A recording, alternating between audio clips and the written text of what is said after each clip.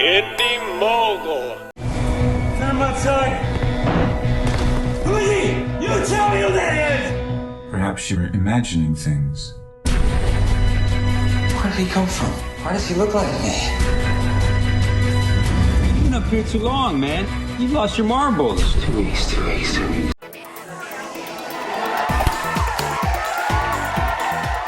Now, back in April, I was covering the Tribeca Film Festival for Beyond the Trailer, and one of the things I did was interview people who were buying tickets. So I thought, hey, as long as I'm actually here at the box office, I really should check something out. Therefore, I bought a ticket to a little movie called Moon, which one of you had actually sent me the trailer for on Facebook just a few weeks earlier. What a great movie! Not only is this a compelling story in the vein of 2001: A Space Odyssey meets The Twilight Zone, but it's an excellent example of how to make your first movie. And for commercial director Duncan Jones, this is just that. Jones came up with the idea for the script and, realizing he'd have a limited budget, made smart choices to allow his movie to stand shoulder to shoulder with the great sci-fi movies of the 1970s, whose blockbuster budgets were about the same as today's independent budgets. One actor, a unique role written specifically for Sam Rockwell. One location that could be shot in a studio, allowing for a quick production schedule. And one mystery that I think you'll find pretty fascinating. After the break, we'll find out if other audience members agree with me. My name is Mateo, and I see movies everywhere. You're watching Indy Mogul. So Jacob and I work together. And how did you see this movie, Jacob?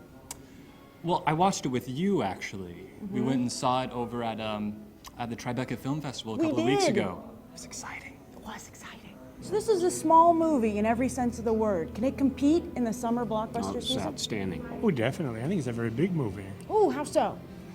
It's intelligent.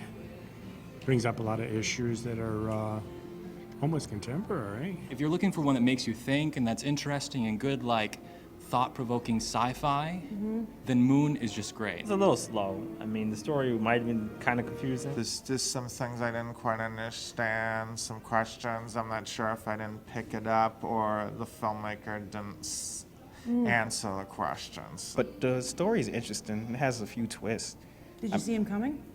No, I didn't see it. Oh, good. That's good. You don't want to see him coming. Did you think Sam Rockwell did a good job? Yes, he did. Very good. Very realistic. He's got to do something difficult, and he managed to do it without resorting to any like actor tricks or anything like that. It was really interesting because he doesn't even speak that much, and yet I was still entertained. He acts with his face.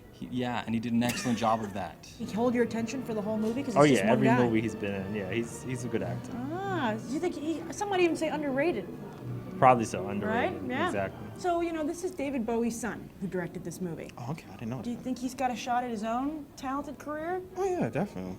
And considering it looked pretty good for a low-budget sci-fi movie. Yeah. Yeah, I think he definitely has promise. Do you think he's as talented as his dad? In different, manner, yeah, sure. He could fail completely and miserably, but he could do just like, hey, I am now the new sci-fi director of this new century type thing. J.J. Abrams is going to be a little upset that you just said that. Well, they can duke it out, and I'll watch the fun. What do you say to that person out there that goes to the Terminators and the Star Treks? Why should they see this movie? Well, that's all surface. This has some depth. It's very creative, given that it has a small budget, so you should kind of give it a chance based on that. What would you give it on a 1 to 10? I'd say it's 7. 7? 8. 10. 10. That's an 8 out of 10. Looks like we've got liftoff as audiences give Moon an 8.5. And if you're far away from home, you can still watch Beyond the Trailer thanks to our podcast on iTunes. And if you subscribe, you'll get every new episode downloaded directly to your phone. I'm Grace Randolph reporting from AMC Empire 25, and you've just gone Beyond the Trailer.